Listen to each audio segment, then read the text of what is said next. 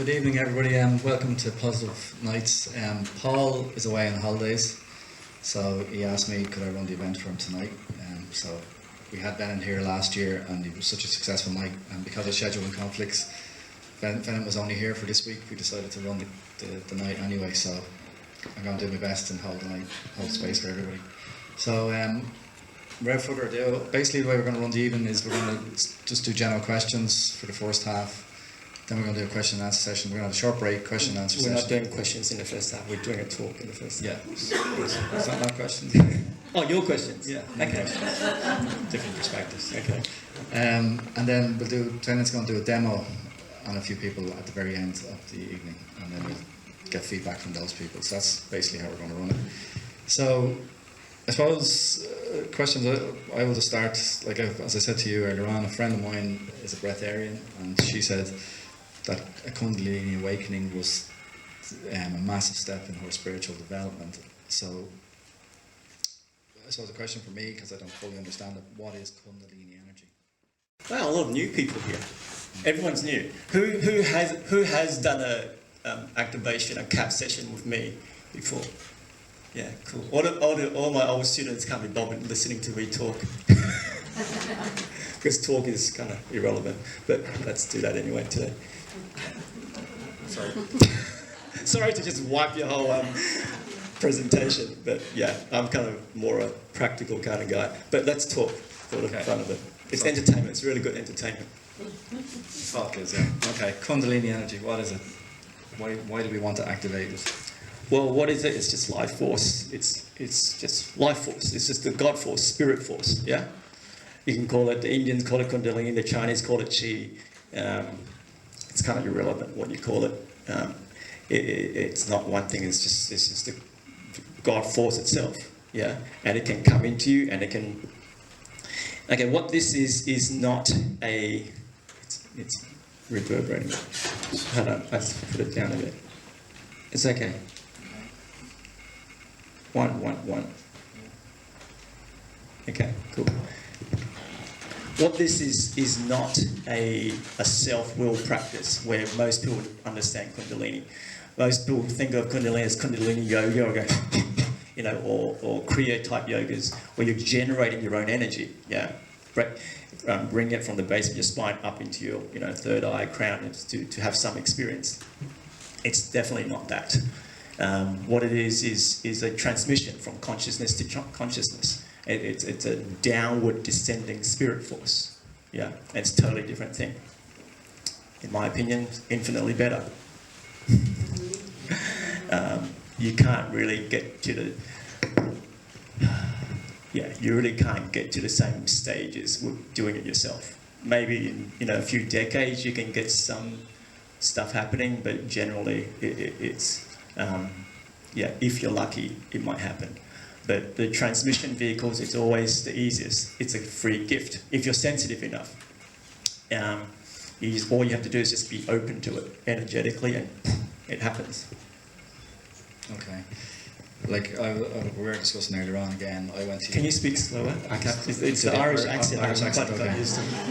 I was at your weekend last year. Yes. And as I said, it was the immersion weekend. Yes. So I was one of the people that didn't really feel anything. Yes. And as I said to you earlier... What are you doing talking to me now? Okay. Because we're discussing it. Well, is it a discussion or a question? Oh, what? Is this a discussion or a question? A discussion or a session. Oh, my discussion with you. Yes. 10% of people don't feel anything. 10% of people lie, they just go, I was just lying down thinking the whole time. Yeah. Yes. 90% will feel from subtle involuntary muscular contractions to wild. So yeah, they're the percentages. Yeah, and what I realised, I think, is from that weekend was that I didn't have a practice myself. I've been thinking about spirituality or learning about it for years. So since then, that's the one change I made in my life, was to go and I committed to a meditation practice, and I've committed to yoga for the last 8 months. So I'd be interested to see if I had a different effect now if I was to go to one of your evenings. So yeah, this isn't the talking school type stuff. Yeah, people are going to be reading, they got shelves of spiritual books and being, oh yeah, I've been into spirituality for decades. You've just been reading shit. Yeah, reading shit or just imagining shit in your head. Yeah, that doesn't count. Yeah, it has to be real. It has to change your fucking life. Or can we swear on Facebook? Are we allowed to do that? Monica's in charge of it. It's Monica's account. It will change your life radically. Yeah. So yeah, what's the phrase? Yeah, it's a test. It will show you. Is that gone, battery? I don't know. No, it's still going. It will show you where you're at. Is this the battery thing? No, maybe I'm sitting on it. Yeah. Okay. It will show you where you're at and where you're not at. Yeah. Especially in terms of your energy body. Some people could have a consciousness component activated, but there's no life force in them. And it'll just show you, it's like, wow, in your case, the whole room's going off and it's like, wow, why am I not feeling anything? What is it? What's the difference? And you got to have some experience. It's considered a high-level practice or a deep practice, but then again, there are people with no experience. They walk in, I have 20-year-olds come in, and they're off. Yeah, it measures not how many years of practice you've had, but more your inherent openness to being. Yeah, there's an inherent, and that's kind of, yes, spiritual training can open that, but some people can have it without any training. Yeah, so it really depends. I haven't found one reliable variable of whether someone will go or not. It's independent whether I know them, whether they're my best friends or not. Yeah, until they're on the mat, I won't know. Okay. So, just a bit about your background. Where do you come from? I think earlier on. Another universe. Yeah. Far away. Fly down here. In the 70s, you just landed. Yes, that's exactly what happened. Was that film? The guy in Jaws. What's his name? Close Encounter of the Third Kind. Yes. So anyway, you said how come you became someone that can awaken or activate this energy in people? Why do you think you were chosen? I don't know. Or how did you do so, it? okay, I was, the answer to the first question, yes, I was born in Hong Kong, and then when I was 7, my family moved to Australia, so I grew up there, hence the strange accent. And, God, why? I was quite normal for a lot of my life. I grew up with martial arts, I worked in finance, I did actuarial work, I was a financial mathematician. Yeah, I was just a normal guy. I was doing bodybuilding, believe it or not. I was like a lot bigger. But I've always had strange things. I've always my energy always affected things strangely. Electrical things would go on and off around me. People, girlfriends, and even sparring partners, martial art partners would report stuff. So that's always happened, and I just kind of ignore it. I was pretty much agnostic. But the more, as soon as I got into spirituality, the more practices I did, and also when I went going to raw food and fasting, then it just got stronger and stronger, and it's crazier and crazier. Yeah, I remember you mentioned that 80-20 raw food. Yeah. That really ringing a bell with me at the moment. I'm going, I'd say 50% raw at this stage, because I can really feel a difference. Yeah, that's the primary thing. Yeah, people ask me, what I might do the weekend or the urban classes, and they say, what practices do you recommend? And I don't recommend any practices. There's nothing I find really useful, seriously, in the long term. They all do something, but apart from the transmissions. But the raw food is a preliminary practice. That the cooked food just shuts your body down. Yeah, it's like just clean your diet up, and that will just, even without any spiritual practice, will just take you, mental clarity would improve, emotional stability, sensitivity to subtle energy, more physical energy, everything skyrockets. Just if you want to do anything, do that. Okay, that's good one to know. But so you did a bit of, like I was saying here on your website, martial arts, dance, like you did a bit of that, like. Did you notice this become more stronger in you from a particular age, and were you doing a particular thing at that time? You said when you got into spirituality, when was that? Like were you in the 20s? 20s? Yes. Okay, people often count martial arts as a spiritual practice, or dance training. It's like they'll count martial arts as like an embodied masculine spiritual practice, and they'll count dance training as an embodied feminine spiritual practice. But I was doing that before I was even got into spirituality. To me, it was just, I just liked it. But they are really good for getting you into your body at a feeling level and in a masculine, feminine kind of form. So I was basically agnostic, effectively agnostic until I was maybe 26, and I didn't really believe in anything. And martial arts I trained from when I was 7 until, you know, in my 20s. And in my 20s, about 21, I started doing dance training, dance work and dance training for about 7-8 years. But what happened was around 26, I just got bored with life. Like everything became boring. Going out, dating, everything. And I'd still go to work because they paid me. And I'd just come home and sleep. Had no interest in doing anything. And I was really good at manifesting. I could pretty much do anything I wanted and achieve in terms of that capacity. But it just got boring. It just got meaningless. When you can do whatever you want, you can do anything. It just kind of becomes meaningless if it's not connected to, you know, the divine, your higher self. And so I would just go home after work and just sleep. And so I didn't even know spirituality existed. I had no friends who were spiritual. I didn't even know esoteric bookshops existed. And I did no practices, no drugs, and I was just sleeping. And in the middle of the night, every night for about six months, all this paranormal stuff would just start happening. I'd be catatonic, my body would start vibrating and shaking, and electrical stuff would go on and off, and I would feel energies and spirits coming into the house, and just, yeah, crazy shit. And then I thought, oh, wow, there is God. There is something, you know, something beyond what I knew. And from then on, I was just researching everything I could possibly find on spirituality. Yeah. So you say 26, so like, well, I don't know what age you are now, so I don't know how many years ago that was. Oh, that was only 2 years ago. It's Isle of Yule. Why are you laughing? It's the Isle of Yule. So go on. You're going to have to let the secret out of the bag. We need to know. How many years ago is that? Are we talking 2000, 2005? 4 years ago now. Yeah. Okay, next question.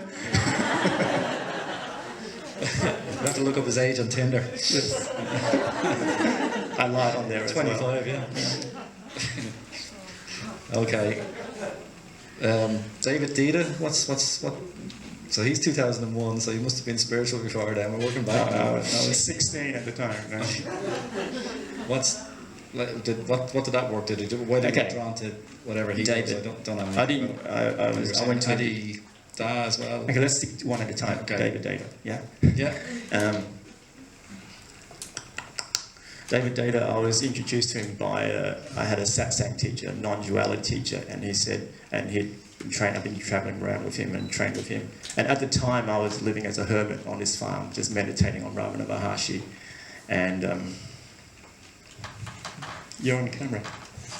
That's all right. No, stay there. I'm just saying, you're on camera. And no, you can stay there. Yeah. It's just Facebook people. Hey, Facebook people. And he was saying, oh yeah, he knew where my consciousness was at, and goes, to take it further, you have to get into the conscious relating aspect of it. There's certain aspects, he was just getting into it himself, and there's certain aspects of the embodiment practices, especially with an intimate partner, that you really can't do with just purely consciousness practices. And David, who's heard of David Deida? Raise your hand. Okay, a few people. He's a conscious relationship, conscious sexuality / tantra type teacher. He's probably one of the most well-known in that field in the world. He's an American teacher. And he basically, what his thing is, he forces you to open your heart at any cost. That's pretty much how I summarize him. Maybe not everyone would, but yeah. Which you can do. People think you have to just, you just love or you don't. No, you can willfully control how and when you open your heart to anything and anyone. That is the capacity that everyone has, and they simply don't realize it. They shut down impulsively or habitually, but it's actually, you can train yourself to just open to anything. Yeah. And that was he's probably one of the most influential people in my life because of that. It's intensely painful and hellish, but it's possible. Yeah. I wouldn't say it's hellish, it's a lot of bliss as well, if you include all the sexual stuff. Yeah. He draws you in with the sex and then just forces you into God. That's David Deida in a nutshell. Yeah. But like opening your heart to someone, like do people do that all the time in relation to, we close ourselves down to protect ourselves? Yes. Right. But can we live in that open, raw space? Well, if you're interested in spirituality, you must assume that you can. Otherwise, what's the point of practicing spirituality? Right. So do you live like that all the time? Yeah, except when things annoy me. Yeah. But see, you can be annoyed and still have your heart open. Yeah, you can be real annoyed a lot of things. Yeah, it's not independent. Yeah, having emotions is not independent to opening. Yeah, people think to be open means to just feel good all the time. It's not. That's not what it is. Open. Okay, most people live in this narrow band of emotionality. They feel a little bit good, a little bit bad, but that's okay. They won't allow themselves to feel too bad, and they actually don't allow themselves to feel too good either. Yeah.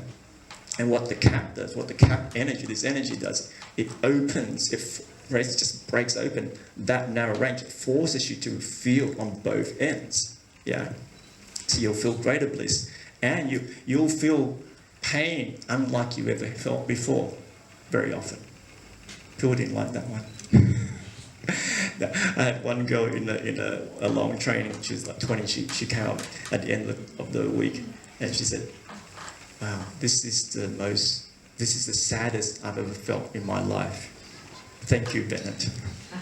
Because it feels, even to feel deep sadness feels really beautiful, if you've never felt it before. To open your emotional range feels, even the negative emotions, feels really good. Imagine if you're just locked in this sort of prison of non-feeling, of numbness. To actually feel is a beautiful thing. Yeah. So this opens that capacity. Now, if you only did that, that would be called bipolar disorder. Yeah.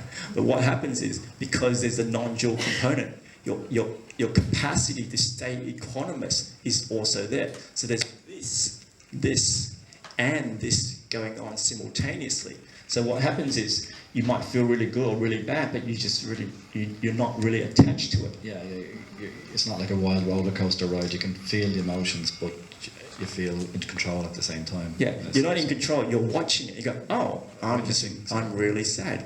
Oh, or I'm really blissful. But you're not really. You can't attach. You won't attach to the negative emotions because people don't want to. But you can't attach to the bliss either.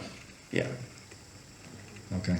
That's what gives you the freedom. If see, one without the other. If you only have the roller coaster, you're not free. You're kind of at the mercy of emotions. Yeah. That's good. It could be just a wiring thing. Yeah. Okay.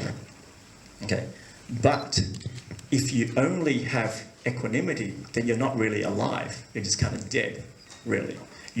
For a full embodied life, you need all of it. You need the full capacity to feel and hit the deepest bliss and have an equanimity throughout all of it. Yeah, that's just logical. It's just really, the more you go into it, it's really quite simple and inherently obvious. Yeah. But what most spirituality is, traditions for hundreds of years just specialize in one track. Yeah. They'll just go, we'll just work on consciousness. Yeah. And they'll just do decades and hundreds of years, and they'll just teach that one track. It's really only because of our modern age of the internet, and where we have access to all traditions from all ages. You can get it all on YouTube now. Yeah, and therefore the integral approach allows for that. Yeah. Okay. Deida. Yes. Okay. Deida, who's heard of Deida? Most people have not. Oh, okay, a few, couple. Okay, cool. Deida was a great realizer, transmission master, vehicle guy. He taught David Deida. David Deida's work predominantly is from Deida originally. He used to reference him. If you read Deida's work and read Deida's book on conscious sexuality, it's the same thing. Ken Wilber, who's heard of Ken Wilber? Okay, cool. He's a spiritual genius, realizer, probably the greatest spiritual writer, philosopher of our generation, of our time. He was trained by Deida. He was Deida's editor, I think, for a long time. So his first few books were pretty much from a compilation of Deida's work. And he, of course, then took it of his own. So some of the greatest, recognised teachers came from Da. Yeah, he's amazing. I would say Deida is probably the greatest influence in Your life. spiritual life. Yeah. He's unparalleled from what I've seen. Okay. Is he like a guru with an ashram and all that? Yeah, he's passed away now. He's passed away, is he? He died about 10 years ago.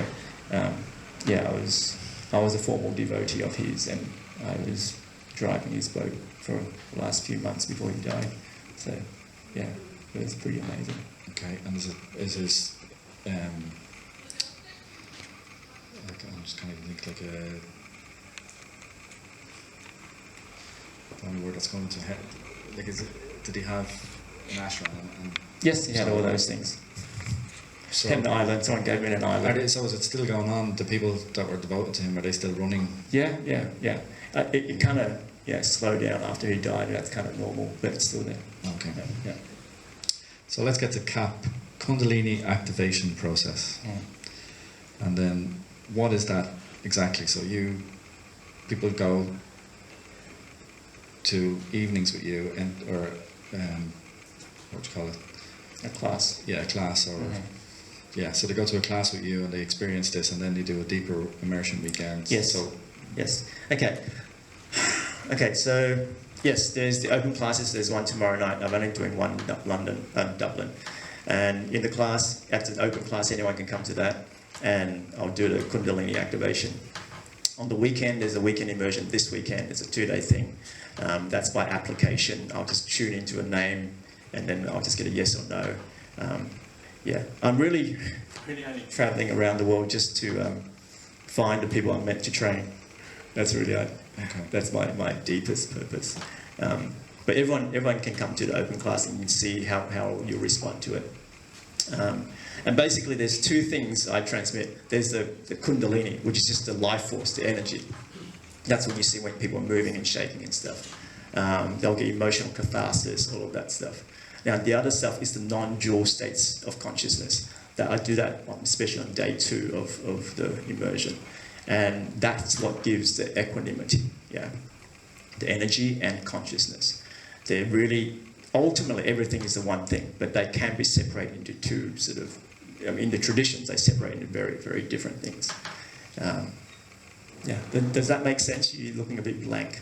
Raise your hand if that makes sense. Okay, a few. Okay, cool. You'll feel really pumped up straight afterwards, but if you just stop going again, you'll just go back to normal. Okay. Yeah. So you need repetition, but eventually it will stabilize. But it takes a bit of repetition for it to stabilize. Okay, so it's like neuro-linguistic pathways or neuro type thing, is it? I don't know. No, but like, I'm just sort of likening it to that, or Yeah, exactly. That's what I'm saying. Like with dance or yoga, you're opening channels, Yes. doing that in Yes. your body, so the meridian or whatever else flows better. So that obviously helps then. Exactly. Yeah, it's closer to dance training or martial arts training or qigong training than it is to, a consciousness sitting meditation. It's not a sitting still meditation. Yeah. So how do people experience it then? So you go to your weekend, experience it, then after that, is there ways of experiencing it in Ireland? Yes, I will be running a facilitators training. So yes, I can pass it on to people as well. And so I'm running, we just did one in the US. And so I run a facilitators training, and so there will be local facilitators in Dublin, and they'll be the base for CAP. So people will connect through them. Okay, is there some here now in Ireland? Is there since last year? No, I haven't done any. Yeah. Okay. Yeah. Okay. What effects or changes does that process have on people that you've worked at in the past? Like, again, it's just the equanimity. Like, has it changed people's lives in any? No, there's no change. And some people said that a lot has changed in their lives, or they feel that big changes have happened. Yes, yeah. Okay, so yeah, we did the class. We went to the States. We were in San Diego. We did one class. The second class, they came back a week later, and I go around and say, "Okay, what's been happening since I last saw you?" And the first woman goes, "I quit smoking." The next woman goes, "I quit drinking." The next person goes, "I quit the job that I hated for the last 5 years." It's just boom, boom, boom, boom. That's what happens. Basically, what this does is it aligns you with your higher self. Yeah, and it's like that. The desires of your higher self become so obvious you cannot deny it. Yeah, and you don't have to force yourself. It's not like a willful thing. It just becomes what you are, and you just do it. It just becomes so obvious. You just do it. Yeah, and we just did a weekend in Stockholm, and one woman was asking, because I'm a raw foodist, so I've been a raw, 100% raw foodist for the last 12 years. And I said, it's really good to go raw. And then she'll say, "Oh, but I really love meat, well, what can I do?" Now, today she messages us, "Wow, I can't eat chicken anymore. I'm just repulsed by meat." Yeah, you don't have to think about it, it just happens. That's what makes it easy. Yeah, all willful practices, you need will, you need discipline, you need to boom, boom, boom. It's just, and I've got friends who've been practicing stuff for decades, and they're still they're a little bit better, but in my opinion, a lot of it's still the same. So stuff just falls away. It's just like, okay, this is not of any interest to me anymore. So yeah. It just dissolves your core fear structures. Whatever you're meant to do, you just do it. Yeah. So fear creates compulsion in people then to do certain things because that's like their comfort blanket, and if that fear is gone, then the compulsions fall away as well. Yeah. Yeah. I mean, if you're not connected to the divine, then this realm is pretty fucked up. Yeah. It's pretty meaningless and painful. Yeah, you don't turn to spirituality if everything's going well. They're like, "Oh, I'm so happy." It's like, why would you want to sit in a cave for years? People turn to spirituality for two reasons. Either everything doesn't work, everything's painful and life is terrible, or they've succeeded in everything, they've got everything they want, and therefore it's inherently meaningless. They find it, they feel the inherent meaninglessness of it, and then they need more. They turn to spirituality. Yeah, it's always like that. Okay. All right, well, I've gone through my few questions. We're not doing too bad. What time is it? It's 8:15. Okay. So, is there anything in particular that you want to add right now, or should we take a break and then return with question and answers from the audience, and then the demo? No, there's nothing I'd like to add. I'd rather not talk. I'm a hermit by nature. I hate talking. I hate travelling. I hate talking. I hate being around people. But that's all I do now. Every 2 weeks I'm in a new city. Yeah. You're just forced to do what you're meant to do. Yeah. Mm-hmm. My heart loves it, but my mind, my personality still goes, "Oh, don't want to be here." So, well, I suppose no, you guys seem really nice. I like Irish people. They're very funny. So I suppose a good, they're hilarious. A good question would be: alcohol. You start doing this how long ago, and where is it at now? Is it growing worldwide? And what have you done in the last year since you saw us? You've obviously been all over the world. Is there more and more people moving towards CAP? Yeah, it's ridiculous. I can't keep up with the people. I have to start a business thing when hire people, and I can't keep up with the number of people that want it. That's why I'm doing teachers trainings now, facilitated training, because I can't go around touching everyone. I need people to do it, and in the nicest possible way. That's the truth. And it's getting crazy. Yeah. Okay. So many countries have you been in the last? Sorry? Many countries would you say you've been in since last year? Europe countries, and then US. US is really taking off. A few of the states in US, Australia, Asia. Yeah. Africa wants us over there, but I haven't done that yet. Okay. I probably should talk about more of the things that people experience What were, maybe ask those guys, they've had stuff. Give them the mic. Have you got a mic? You can give them a mic. Yeah, they can say what. Okay, you can.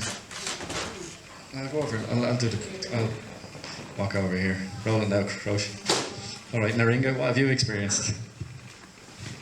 Well, since Cap was awakened in me, I experienced a tremendous amount of power coming from suppressed energy. It was actually there since I remember myself.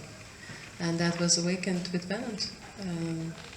No other teacher actually that I have been with was able to be so direct and so forceful to actually get it out of me, so yeah, I'm very grateful. How long have you been doing? Since last year, we met. So 5 months now. Yeah, to the dot. Any more questions? What's changed in your life? Yeah, I would probably say, yes, feeling the personal power, it's not even personal power, it's just connection to the divine, it's just inherently powerful. The God thing, the spirit thing is not just, oh, I feel so good. It's like, it's infinite power. It created all of this, it's infinite. Yeah, and when it moves through you, there is no fear, you can do anything. And then some people will say, oh yeah, I've always had a problem speaking up, saying what I really feel to bosses, to partners, and then the next day, boom, instantly, they're just saying, wow, I can't believe I said that. That's really common, yeah. Cool. So my experience, I've experienced a lot of different masters and they all have their own different energy signatures.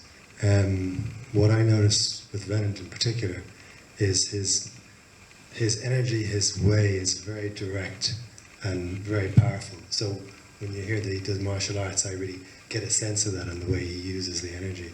And I would have a lot of fear structures, a lot of suppressed fear in my system. And ultimately what Venant is talking about, in my opinion and experience, is releasing all that energy. So he's sending all this energy into you, and it's going to shake out all the nonsense and open up all your channels. And when your channels are more open, more energy flows in, which then corresponds to, as you said, Venant, more life, more possibility of life flowing through you.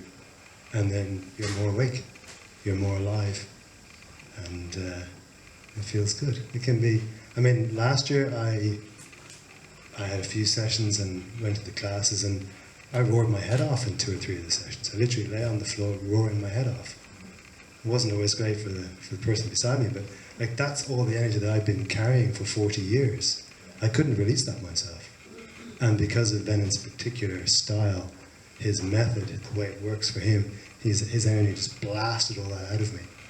So when Venant says this is a transmission school, that's the gift, that power that he can channel, that can just knock stuff out of you that you just can't do by yourself. So yeah, it's pretty cool, but it really does give you the opportunity to let go of things that you're holding tight, that you can't let go of by yourself. Yeah. Cool. Also, what Graham said about different realizers, different spiritual teachers, everyone has a specific energetic signature. Yeah, when you go and see someone, you feel something specific from them. Yeah, with Ama, your heart just opens. Some with, if you go to Arunachala with a non-dual teacher, your mind might just go really still. Yeah, so a common thing that people report with me, if they've done the, the immersion and stuff, is they feel totally here and totally not here at the same time. Yeah, it's like you're just like, you're not of this world, and at the same time you're more here than you've ever been. Yeah. So now I'm like constantly traveling. I'm doing more. I'm more active, more productive than I've ever been in my life. It's insane. It just doesn't stop. Yet the internal experience is like everything is the same. It's the one taste. It's like there's not much really going on. Yeah, it doesn't matter what's going on. There's life is crazy, and there's this simultaneously. Yeah, this is like a dream. It's not going on, and it's non-stop, simultaneously. And it's because of that you can do more. You're just not attached to anything. You're not attached to anything. Yeah, and in that case, you can just you can just allow things to move naturally. Okay, Graham, just have you accessed CAP since last year? Have you accessed that in some way in Ireland? Yeah, after Venant was here last year, he encouraged us to try and retain a group, and we did that from, I suppose, after you left Venant, maybe August until December, and then Christmas comes and drinking and everything, and just we kind of faded after that. But that was brilliant. Like, there was between 4 and 8 of us every Tuesday? Yeah, every week, most weeks, and we were pretty diligent. And yeah, we were experiencing the same thing. I mean, not to the same degree, obviously, because you can't replicate that level of power. But yeah, we kept going for a good 4 months. If you imagine his amplitude is at, let's say, 80, and we can maybe summon 10 or 12 or 15. But if you're doing it week on week, like weightlifting, like anything, your body gets used to it, it recognizes that energy, and it becomes more common. Thanks, Graham. Thanks for ringing. I'll leave it there because it's 25 past 8. We'll take about a 15-minute break, if that's okay, and then we'll come back for questions and answers. Is that good for everybody? Yeah? Great. We've got enough going. So I'll start with Becky. Hi. I had a spontaneous Kundalini awakening about 4 years ago. With the onset of tuberculosis, I was on very strong meds. Yes. And felt like I was, the only way I can describe it is having had magic mushrooms in my 20s or whatever, was having tripping. I don't know Yes. what and then I used to get anxiety with it a bit, and so I started doing TM, or learned to do TM. Yes. But then I felt the energy really strongly in my spine, etc., etc. And then literally this book fell into my hands. I'd never heard of Kundalini, nothing. And this book with the author describing what she had, I had all the sexual energy, everything. And so it explained to me what was wrong, and I then understood. But I've been going through the process. But all I can tell you is now I have the energy moving in my head constantly. But it's like it's stuck there.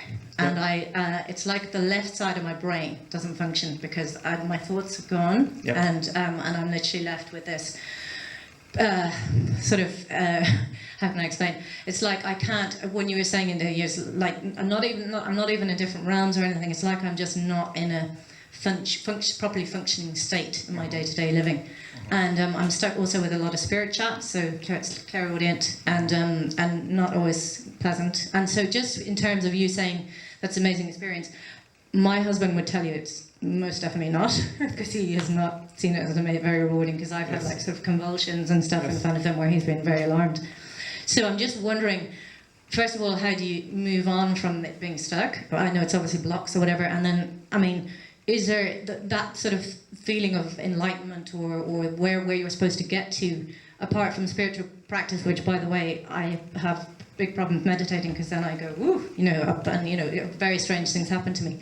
So it's more how to integrate it and make it an amazing experience, rather than it sometimes, because, that's the main thing, is that I have a lot of negative impact when I have a lot of energy. Sometimes it spirals, and then I go into a sort of chronic fatigue afterwards, if that makes sense. I have a real slump sometimes, and then I end up having to go to bed, and very weird things happening to me. Does this resonate with you? Or? No, I've never heard of any of that. Oh. That's very unfortunate for you. Next question. Yes, over there. Oh, you thought I was kidding. No, okay. Okay. Yes, spontaneous Kundalini awakening on your own is it's hellish, because you don't know what's going on. Yes. And people around you wouldn't know what's going on. But if you're in a community where there's people who go, oh yeah, John had that last week. Oh yeah, Mary had that 2 days ago. Yeah, it's just like, it's just no big deal. Yeah, if you're willing to fully feel all your emotions, everything, whatever emotions are arising, you fully feel it and you fully transcend it. That's all there is to it. Well, I discovered I had trauma as a child last year, and that's part of the problem, and I've sort of gone into emotional shutdown now, if that makes sense. Yes. I've gone out of my emotional body, is what someone had explained it as. Yeah. You still have to feel it. If you have trauma, then you have to feel it. Everyone has that trauma from some extent. Someone said something nasty to you at some point. What trauma is simply, it's not the event itself, it's simply how magnified, it's your subjective internal perception of the event. Of course, some events are pretty pretty intense. But it's simply how you process it. But yeah, you have to feel whatever's arising. But when have you come across people who have had it stuck in their Yes, head yes, like yours that? is stuck in the head, and that's I why can feel it moving around yeah, quite a bit. yeah, yeah. But it so has what, to. yeah. Can I? You want to finish? Yeah, sure. It has to come into your body. Yeah. Okay. There are people who they'll go, oh yes, I had some Kundalini awakening, and then they'll just see all this stuff, they have all these visions. But if it's not coming into the body, it's not grounded. But so there's no, because I keep reading about the process of it breaking through your crown chakra. Is that not a thing that is true, or yeah? Okay, traditional, say tantric practices or Kriya yoga, it's to bring it up. So just from a normal person, you don't have the highest channels open. So you want to bring your, the base bodily energies up, so you have some kind of, the higher channels opening up. Mm-hmm. But once they're opened up, you want it to bring it back down. There's two channels going up and down simultaneously. Mm-hmm. Yeah, in the Tao system, it's the microcosmic orbit. It comes up and also down. It's the downward force that keeps you grounded. Yeah. Yeah. Okay. So you're kind of up there, and you don't have that coming down. Mm-hmm. If that happens to people in my group, I say, "Well, get it down there.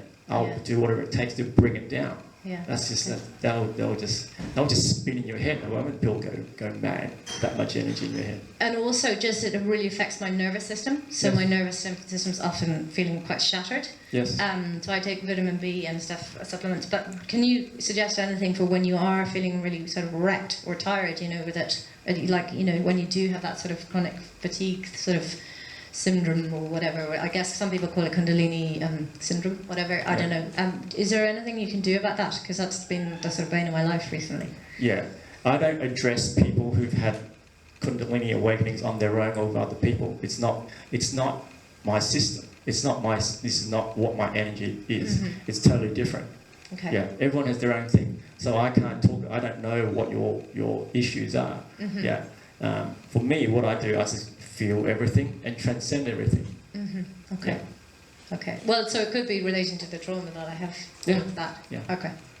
Thank you. Cool. Would it be worthwhile for Becky to go tomorrow night? Yeah. Come And to the class. would it might flush help? You think? See, I don't look at it. I don't say come to this and get this. I'm not a results orientated person. I'm not interested. I'll come. Just come see what happens. Because I don't know what will happen with anyone. Yeah, I don't guarantee. Yeah, I can tell you all the students. All these different people have all these different things. Usually, it's not what they came for. Yeah, the issue is not what you think it is. You'll get what you get. Yeah, this is the path of surrender. I just trust inherently in spirit. You'll get what you're meant to get. Yeah, it's not about controlling your life so you can function better. Eventually it will, but the processing period is intense, and anything can happen. Yeah. Mm-hmm. Yeah. Okay. Mm-hmm. Right. Sure. Next.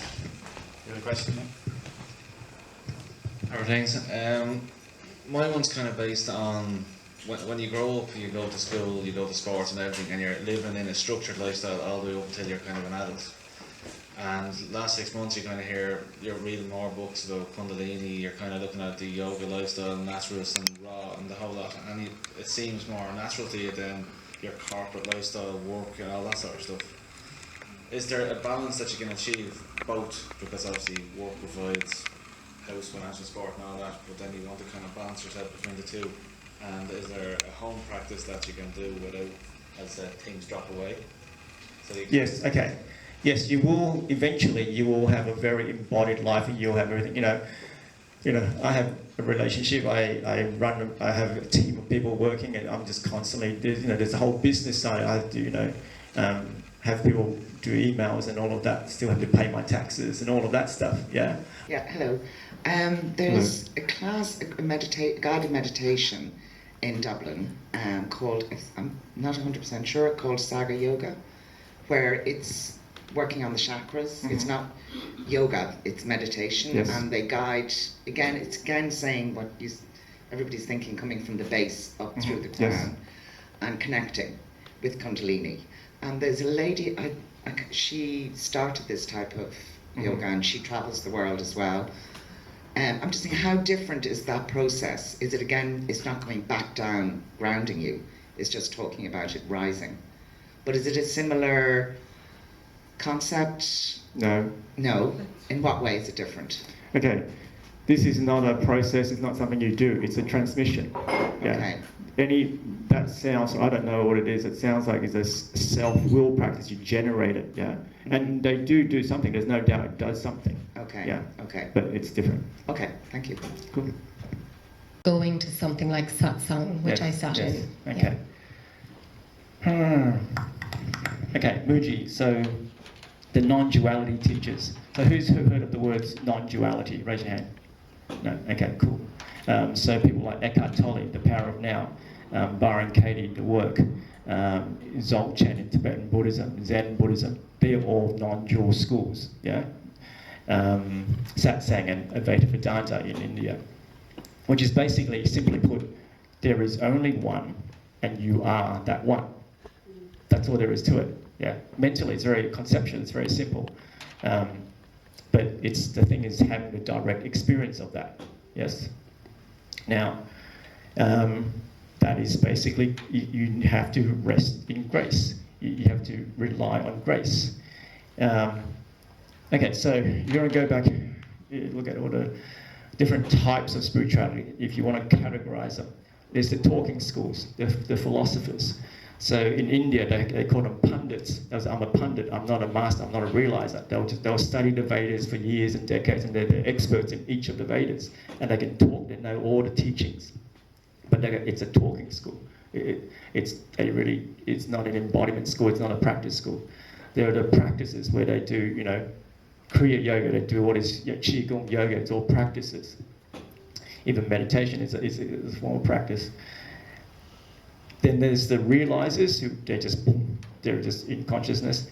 And even amongst the realizers, some of them are transmission vehicles, some are not. And there are a lot of great realizers, and you can tell when they teach and when they talk, they are in those certain states. It's obvious, yeah. But their transmission is not through energy, their transmission is by talking.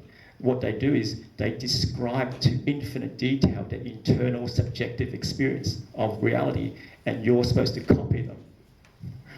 You just can't copy someone else's internal state. Yeah, it's just, you can try it for your whole life for decades and you'll still it's just hard work. Yeah, you're just negating what you're inherently feeling inside. Now, with the transmission vehicles, for some freaky reason, they can transmit their consciousness into you. Yeah, it's either grace or transmission. Yeah, that's the way it is. Traditionally, all practices were preliminary practices, so you open yourself as much as you can in your own body so that grace can come in. You're just waiting for grace.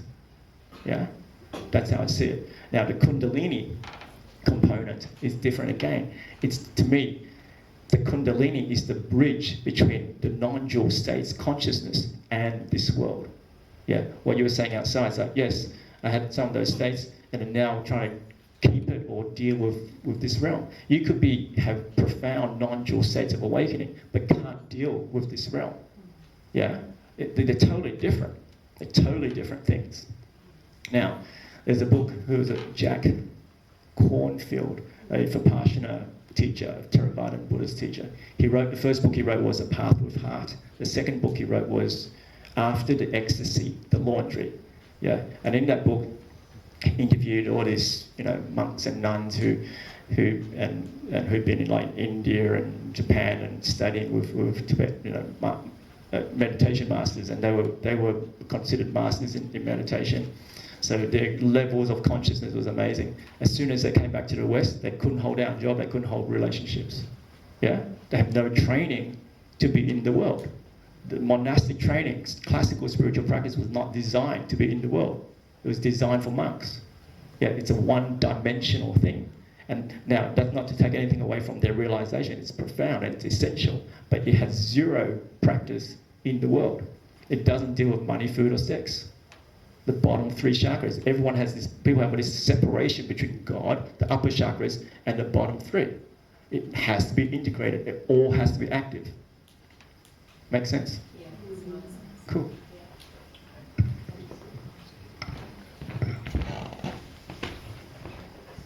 Is this too much for an open talk? Okay, cool. Hello. Hiya, I almost forgot what I was going to say to you now. So if we do this immersion class and say we... Say that again. If we do this immersion class with you, Yes. the CAP class, Yes. and we come away, say, with a negative or a positive energy afterwards, can that be like transferred to anyone in the family in a Anger. negative way? Anger in the That that energy Yes. or whatever you come away with from the class, can that be transferred to anyone else in the family in a negative or positive way? I haven't heard it in a negative way. People kind of say, oh, their kids love it, their dogs love it, their partner loves it. Sometimes sometimes their partner wants to come because they see the differences. Yeah. Okay, thanks. As long as you don't throw your shit out on other people, you just own your own shit. Okay. But everyone should be doing that anyway. Yeah. Yeah, I suppose I'm just asking because I'd be afraid if you came away with something negative that like it would be completely out of your control in terms of like outside the physical. That would be my worry. No, it's not out of your control. Maybe for the most sensitive people, maybe like half an hour after the session, but within 40 minutes, it's kind of back to normal. Okay, thank you.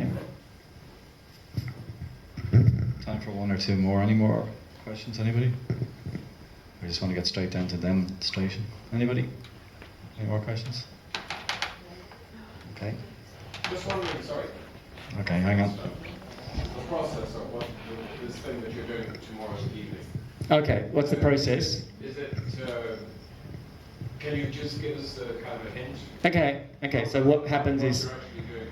okay, so we'll go to F2. You'll have a little talk and demo, and then you'll lie down on your yoga mats. Everyone will be lying down. I'll put some music on.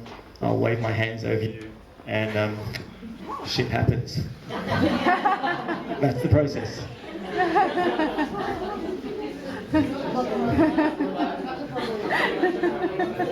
Yeah. So we're gonna make some shit happen now. Yeah, let's make some shit happen now. We've got one more question.